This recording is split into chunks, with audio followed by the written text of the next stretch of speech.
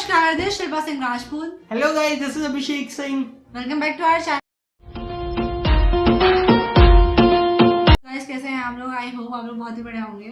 तो गाइस एक वीडियो की काफी ज्यादा डिमांड हो रही थी ऑब्वियसली कि सारे Lal Yadav is in trend. उनके सारे गाने बहुत ज्यादा सब लोग पसंद करते हैं, हमारा उस पर रिएक्शन भी काफी ज्यादा पसंद किया जाता है। तो भोजपुरी सॉन्ग है ये, बिना किसी तरीके की वीडियो स्टार्ट करते हैं, बातें करेंगे। हियर वी गो गाइस, स्टार्ट। वो तला आदमी गुनाह हमहू कैले बानी, ऐसा नइखे जे नइखे कैले। हम दूध के धोवल ना है, दूध बेचले बानी तो दूध के धोवल कहां से हो सकेले हम। तो दिक्कत यह बा कि पहले के सभे कैले बा के नइखे कैले। अच्छा ई बताई जे लइकाई में गलती केकरा से नइखे भइल? त मोदी जी ना कैले होई है।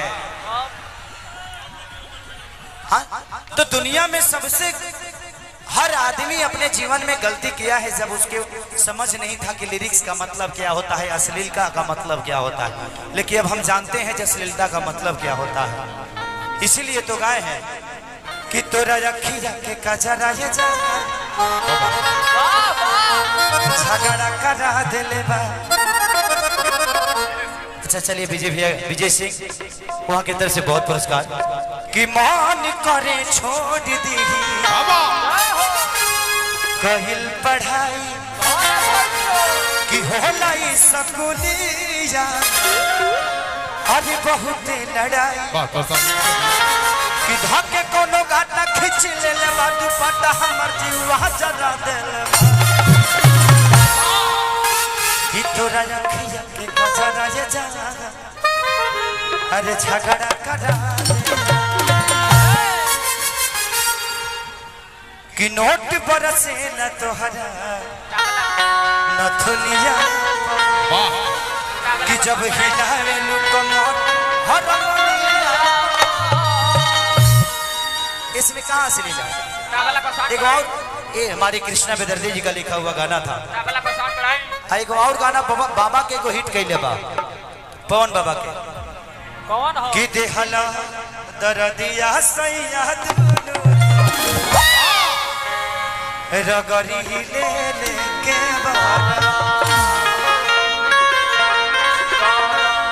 आप लोग थोड़ा सा मंच को पीछे खाली कर दे, बहुत बहुत लेके आई एगो गाना गा देते थोड़ा सा हित लो से मिले के बाद तब मिल के ओकरा बाद आ जाए, ठीक बा?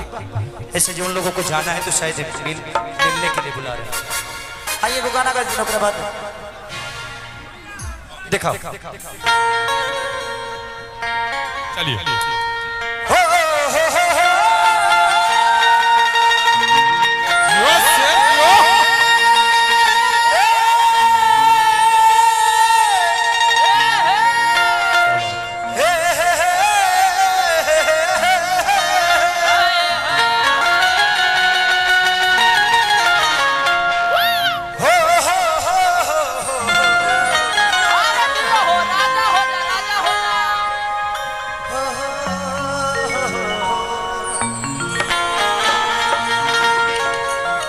आप लोग बैठ जाए, शांति से बैठ जाए। उनकी आँखों से दिल में वाह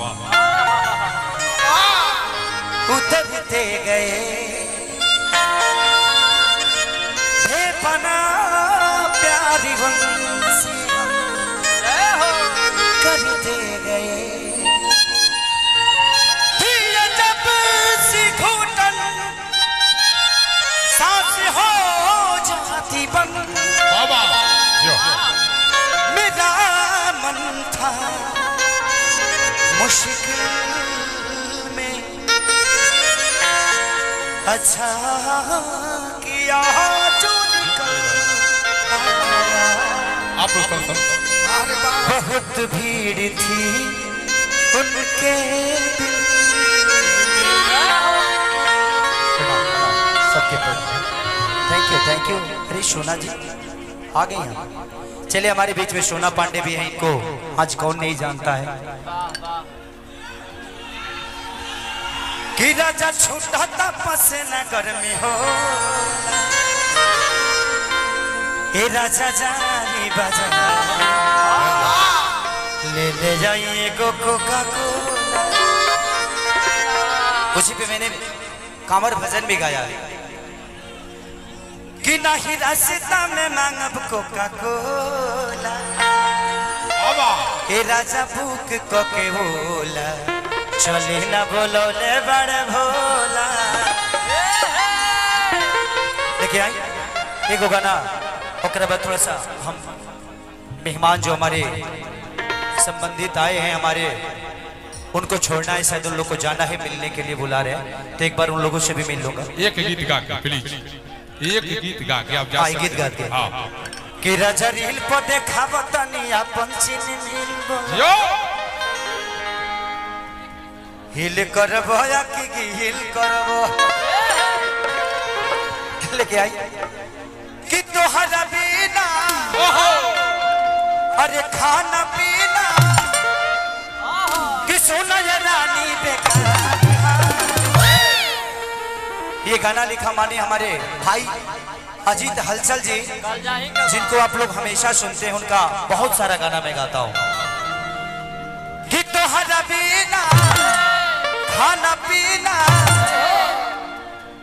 कि सोना या रानी बेकार,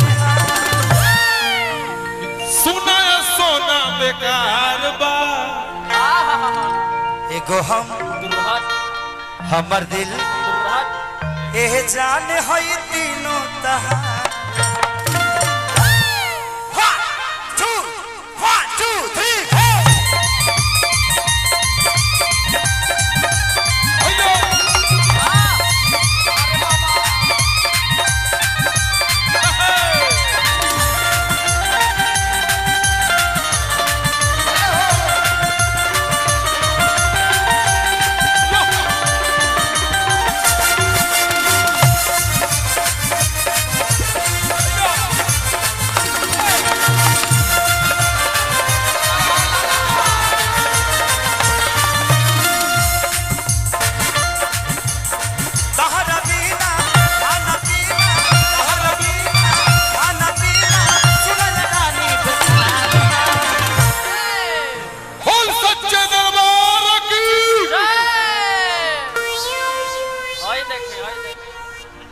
पागल हो गल है इसका रे।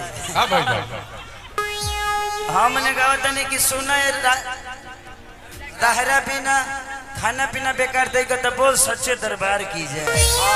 माहौल चिन्हता है। चलिए हमारे भीम भाई जो कि हमारे एरिया के शान है, लाकर छपरा गांव हमारे पंचायत में है, उसी पंचायत के हमारे भाई जिला पार्षद के आज उम्मीदवार भी हैं और जीते भी हैं। मेरी ईश्वर से प्रार्थना हो कि जल्दी से एक और ऊंचाई को, और हमारे भाई मनीष जी के तरफ से बहुत पुरस्कार। अच्छा सड़वा पंचायत के मुखिया तू ले कहाँ को नोट काहे के देता रहे, एक बार दे के हाथ जाला भर दे के रहता, हम हो निश्चित तू हो निश्चित। चले मनीष भाई की तरफ से पुरस्कार। जिनके पास टाइम नहीं वो पे फोन कर देंगे। हाँ चलिए हमारे बड़े भाई हृदयालाल यादव जो कि हम सातों भाइयों में सबसे बड़े हैं, उनके तरफ से भी बहुत प्यार आशीर्वाद आया था। कहाँ बड़े हृदय भैया कि सोना या रानी बेकार एगो हमर दिल एह जान है तीनों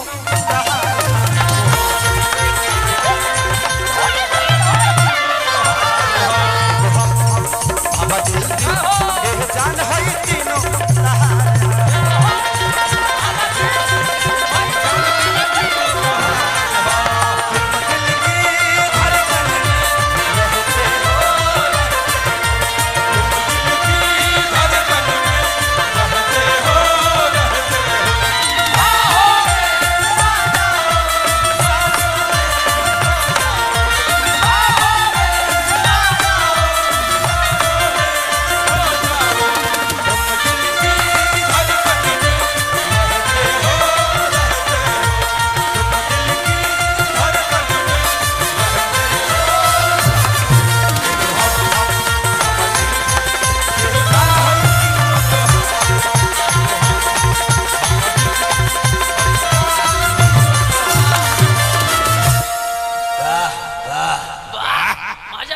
अच्छा लग रहा है। हाँ नेपाल जियो मेरे कोरोना के शेरों जियो। नेपाल से अच्छा लगता कि जब से देखनी तहरा के रहिले हरदम पागल हो कि जियल नहीं जा हाय हाय हाय हाय बानी घर से भागल अरे गादा ठीक नहीं खेल लगा। कृपया कृपया दूरी बनाए रखे, बीच में लगातार है। बाबूजी बड़े उनके एक्सप्रेशंस बहुत देखने लायक होते हैं, जान डाल देते हैं। उनके एक्सप्रेशंस अच्छे थे। खेसारी जी लाइक नगारे दुगारी काफी ज्यादा मुझे तो अच्छा लगा। आप लोगों को कैसा लगा हमारा रिएक्शन इस वीडियो पे जरूर कमेंट सेक्शन में बताइएगा। और आप लोग का फेवरेट सुपरस्टार स्टार कौन है, फीमेल और मेल दोनों एक्टर्स में कौन है, वो जरूर कमेंट सेक्शन में बताइएगा। नेक्स्ट हम कौन सा वीडियो करें, कौन सा सॉन्ग, कौन सा ट्रेलर और कौन सा म्यूजिक या जो भी आप लोगों का डिमांड हो आप लोग हमें जरूर कमेंट सेक्शन में बताइएगा। या तो आप लोग हमें ईमेल भी कर सकते हैं, फेसबुक पेज पे मैसेज भी कर सकते हैं, इंस्टाग्राम पे भी मैसेज कर सकते हैं और हम जरूर कोशिश करेंगे आपकी डिमांड बहुत जल्द से जल्द कंप्लीट करने की। हमारे चैनल को जरूर सब्सक्राइब कर दीजिएगा इसी तरह की वीडियो देखने के लिए। हम फिर मिलेंगे इसी तरह की अच्छी वीडियो के साथ, तब तक के लिए bye bye, take care, stay healthy guys, by.